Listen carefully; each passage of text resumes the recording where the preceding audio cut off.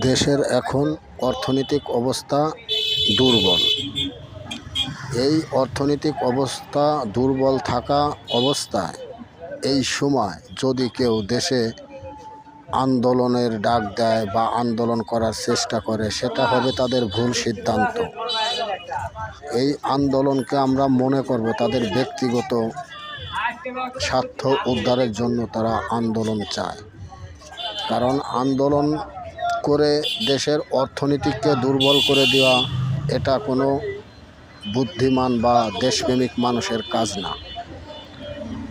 দেশে নৈরাজ্য সৃষ্টি ও দেশের ক্ষতি হয় বা আন্দোলনের মাধ্যমে বিভিন্ন শিল্প ইন্ডাস্ট্রিজ বন্ধ হলে দেশের শ্রমিকরা অভাব অনটনের মধ্য দিয়ে জীবন কাটায়। তাই শ্রমিকরা কখনো এই অবৈধ আন্দোলন ও স্বার্থবাদী আন্দোলন এটাকে কখনো শ্রমিকরা সাধারণ জনগণ সমর্থন করে না। তাই বাংলাদেশের মাননীয় প্রধানমন্ত্রীকে বলবো, আপনি আন্দোলনকে ভয় পাবেন না, আপনি আপনার মতো করে সুন্দরভাবে দেশ চালান। ধন্যবাদ।